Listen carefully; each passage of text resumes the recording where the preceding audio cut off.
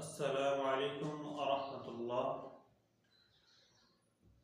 আমরা আমাদের পরবর্তী ভিডিও অর্থাৎ 3 নম্বর যে ভিডিওটি ছিল সেখানে সূরা আল বাকারা 177 নম্বর আয়াতের প্রথম অংশ আলোচনা করেছিলাম এবং সেখানে আমরা দেখেছিলাম যে একজন মুসলিমের আন্তরিক বিশ্বাস এবং চাহিদা কি হবে, সে রাষ্ট্রে, তার ব্যক্তি জীবনে, সমাজ জীবনে কোন বিধানগুলোকে মেনে নেওয়ার জন্য আপত্তি লালন করবে, তা আমরা সূরা আল বাকারা 177 নম্বর আয়াতের প্রথম অংশে দেখেছি।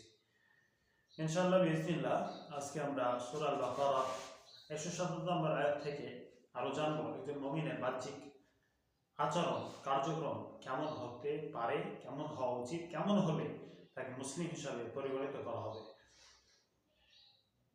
যেমন একটি কলসের মধ্যে যদি ঠান্ডা পানি থাকে, তার চারপাশে আরো পানি জমা হয়ে যাবে বাইরে থেকে। এর কারণ হচ্ছে যে বাষ্পের যে পানিগুলো সেগুলো ঠান্ডা হয়ে তার চারপাশে অর্থাৎ সেই কলসের চারপাশে দেখতে পাওয়া যাবে ক্ষুদ্র ক্ষুদ্র আকারে।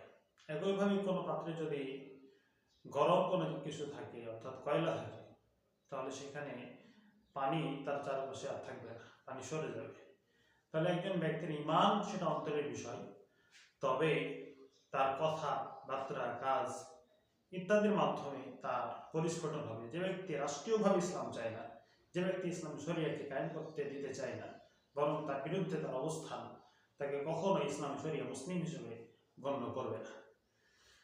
একইভাবে ওই ব্যক্তির আমলগুলো কেমন সেই ব্যাপারে ইসলাম সতর্ক করেছে সূরা আল মাউনের মধ্যে, যে কোন ব্যক্তি ইসলামকে ত্যাগ করে।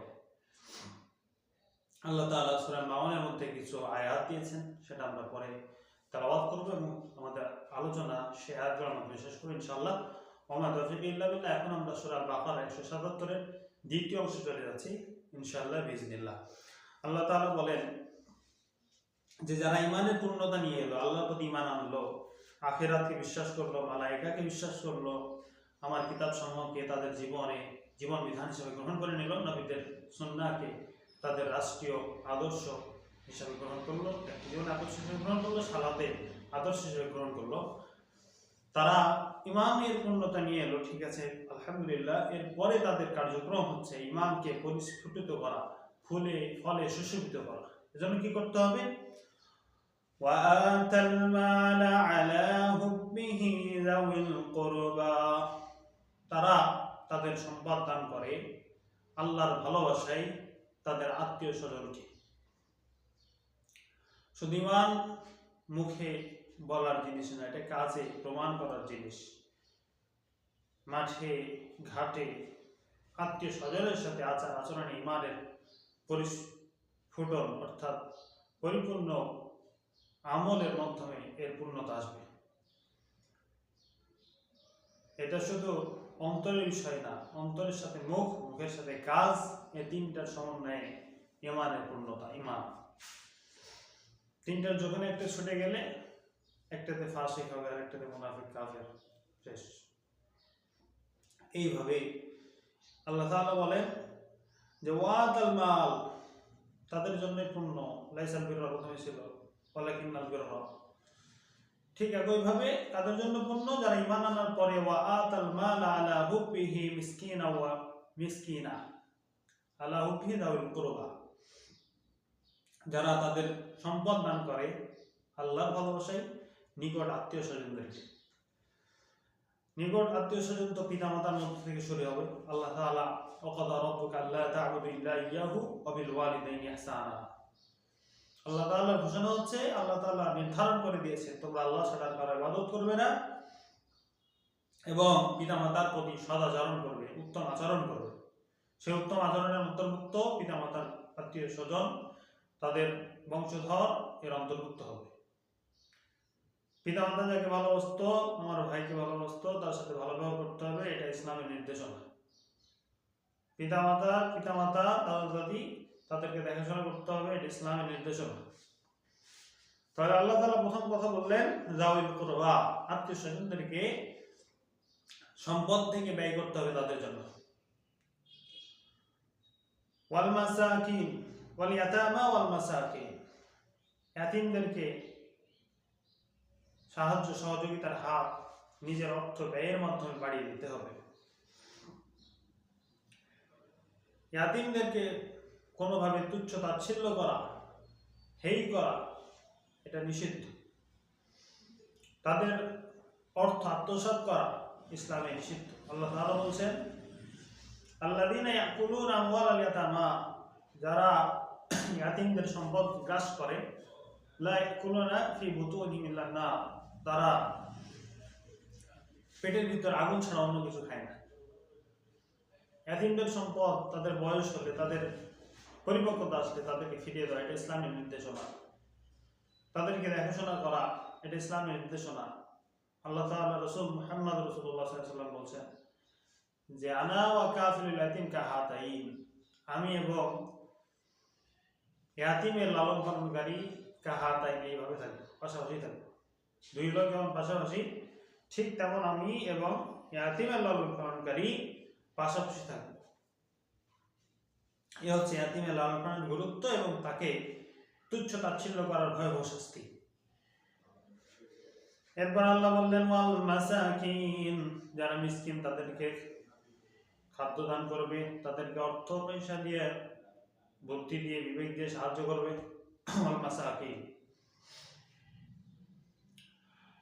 ওয়াবানাস সাবিল, এবং পথচারী যারা রাস্তাঘাটায় যাদের সাথে দেখা হয়, তারাও যদি বিপদে পড়ে তাদেরকেও দান করতে একজন মুমিন ব্যক্তি কার্পণ্য করবে না। এটা হচ্ছে তার ঈমানের পূর্ণতা।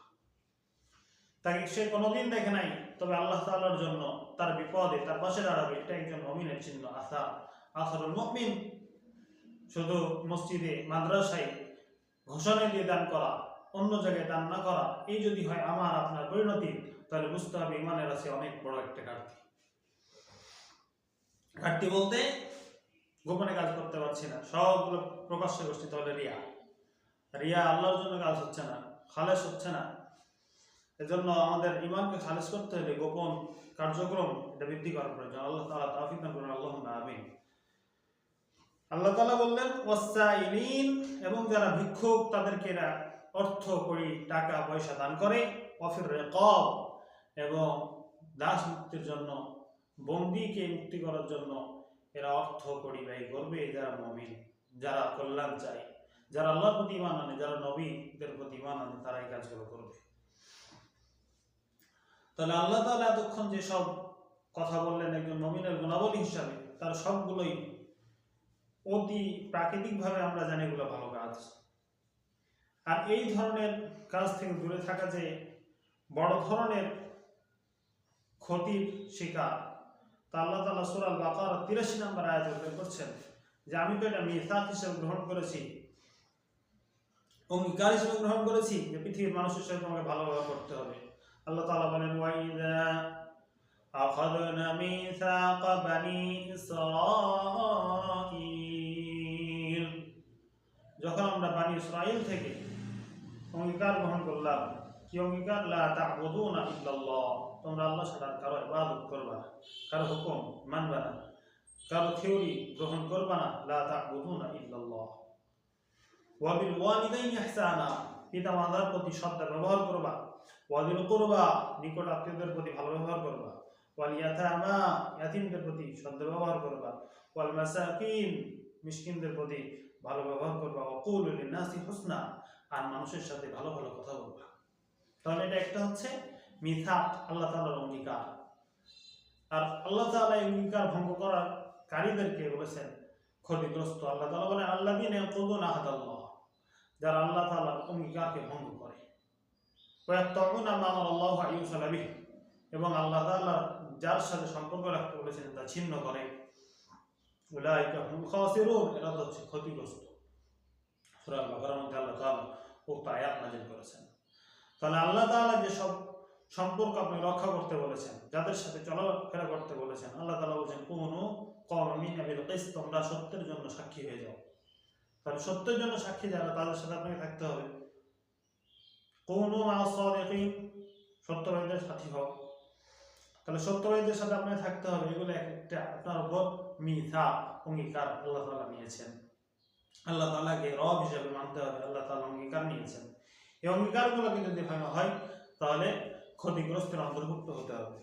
আল্লাহ তাআলা এই স্বাভাবিক কথাগুলো বলার পরে পরবর্তীতে যে সব আইন দান করেছেন সেটা হচ্ছে ওয়াকামাস সালাতা ওয়া আতাজ যাকাহ। তারা নামাজকে কায়েম করে, যাকাতকে আদায় করে। অর্থ থেকে বিধি মোতাবেক যে যাকাত বের হবে তা তারা বের করে দেয়।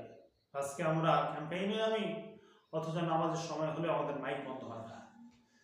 আমরা দেশ জাতিকে ভালোবাসি বলে যতই গলা ফাটাই, আল্লাহ কোরআন প্রমাণ করে আমাদের এই কথাই থাকবে, বাস্তবে পরিণত হবে না। কারণ তো আমরা আল্লাহকে চিনতে পারি নাই।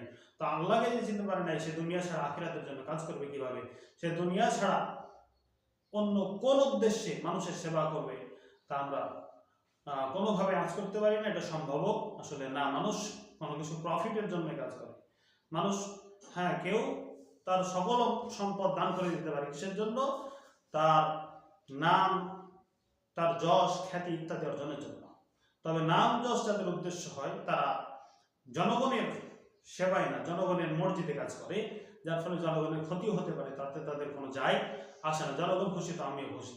কিন্তু যারা আল্লাহ মর্জিতে কাজ করে তাদের দ্বারা জনগণের এক টুকরা পরিমাণ ক্ষতি হওয়ার কোনো সম্ভাবনা নাই। তাহলে যারা নামাজের সময় নামাজকে গুরুত্ব না দিয়ে পড়ে থাকে, অন্য কোনো জায়গায় মিটিংয়ে, মঞ্চে সভা করে, তাদের সাথে থাকা এটা কোনো মুসলমানের আলামত হতে পারে না।